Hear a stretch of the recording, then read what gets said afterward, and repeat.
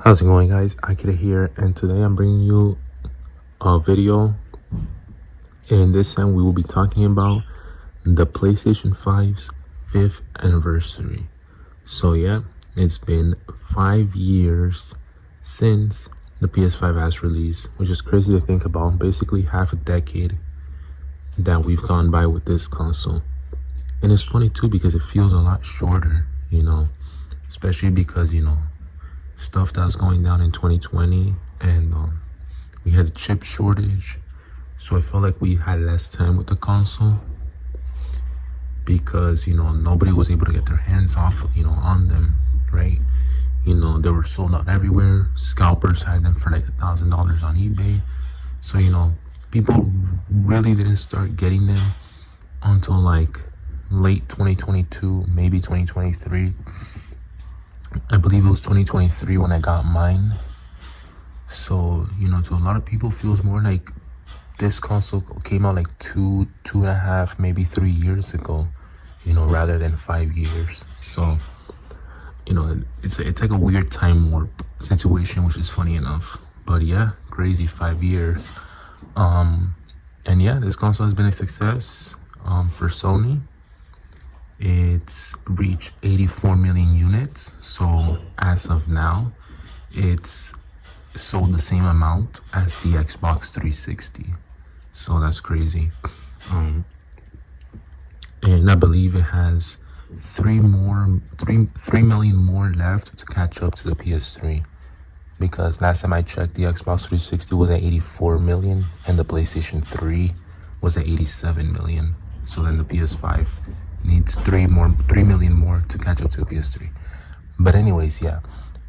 So how has Sony and how has the PS5 been in the last 5 years?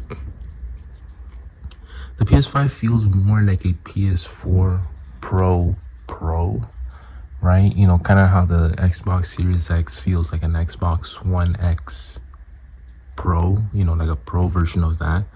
But that's not mean to say, it's a bad thing, right? I mean, we've reached a point in consoles where they're no longer unique they don't have their own unique architecture or their own unique how do you say this? Like, for example, the SNES and the Genesis, they used completely different parts, and that's why even the same game on both consoles, they look vastly different. They sounded vastly different, etc.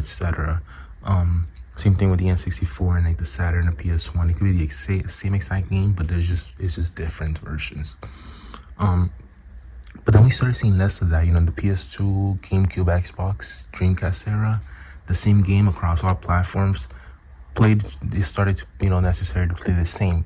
Some differences here. Sometimes the GameCube version has like less textures, maybe lower frame rate because the GameCube had like the smaller discs that couldn't hold that many gigabytes, and then something like the Xbox version had the higher rate, frame rates and the higher graphics, and the PS2 was somewhere in the middle.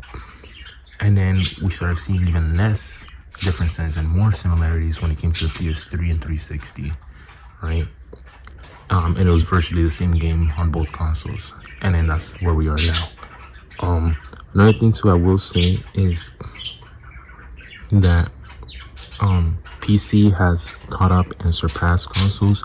So there was a time where, especially in the 6th gen, so like the PS2, GameCube era, where the games on consoles were vastly better than the ones on PC. Like the PC games ran like trash.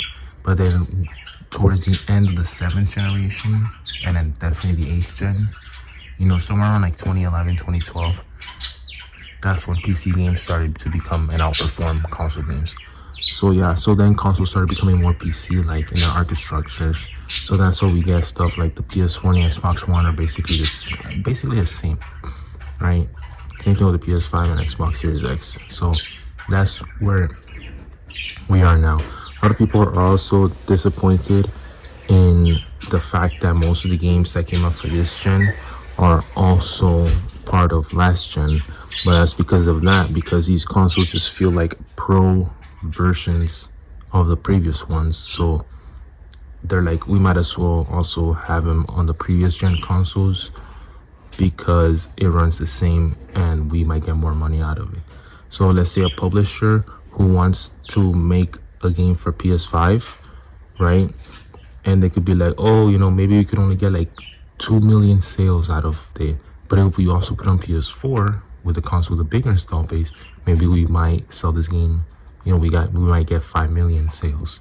You know, stuff like that, right? You know, I'm just throwing out numbers, but that's their thought process. So, you know, that's also another thing where people have the disappointment where, oh, too many games this gen also came out last gen, so it doesn't feel unique. And trust me, I get you.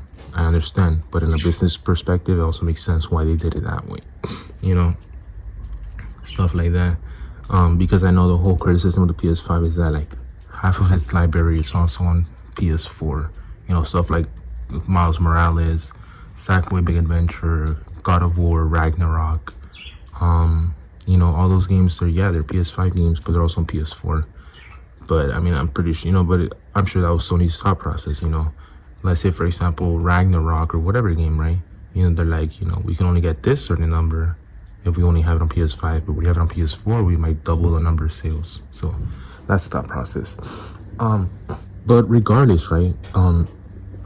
If we're comparing only this gen, the PS5 has way more games than its competition, the Series X, right?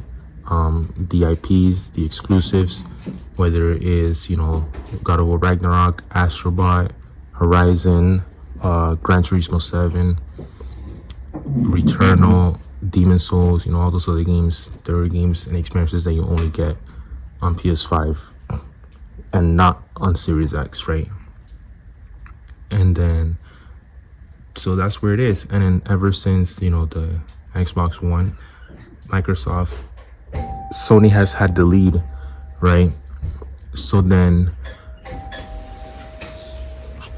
they've been on top of the competition, so there is no reason for them to do anything different. That's what seems like Sony hasn't been doing anything too out of the ordinary because they don't need to do anything out of the ordinary, because they have the lead. So it's like, why are we gonna mess up, right?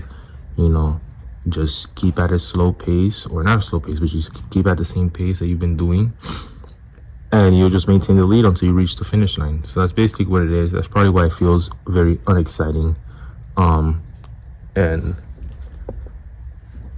it feels like they haven't been doing anything crazy compared to Microsoft with the Xbox, where they're like doing all these Game Pass stuff and stuff like that, because they're behind and they have to do stuff to catch up, or stuff to make it look different and unique. So yeah, I mean, it's basically been the same for anyone who has the lead. They just stick to the plan. They don't do anything crazy. Usually the one that's behind is the one that does all the cool, crazy stuff. And whether it works or not, you know, that's for time to tell. But that's basically how it is. And that's probably why it kind of feels uninteresting. But it's not bad. I mean, it's been a good 5-year run for the PS5. And its 5th anniversary, you know, we have a state of play, you know, later on, that we're gonna find out more games that, you know, may come for the PS5, whether they're exclusives or not. And I know the whole criticism is that some of them are going on PC, but you gotta remember, they don't do day on date on PC.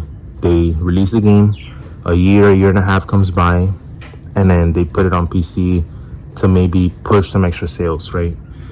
Personally, I'm not a PC player, so for me, PC is irrelevant. I don't care what happens on PC. They can give out like free donuts if you play on PC. I don't care. It's not physical media. It's not for me. And it doesn't have the convenience that playing on console does. You know, this is why my preferred platforms this generation are like, you know, I play on PS5 and like on Switch or Switch 2, because they have the interesting games and physical media, right? And that's why I don't rock with something like PC or Xbox. But yeah, I don't know. What do you guys think? Let me know. What do you guys think of its 5th anniversary? Has this been an underwhelming generation for you? Has it been all right for you? Have you liked it? So far, I've liked it. So far, my favorite game this generation is Astrobot, right? including, you know, if we're also counting games for other consoles. But yeah, other than that, guys, let me know what you guys think. Thank you guys for watching, and have a good day.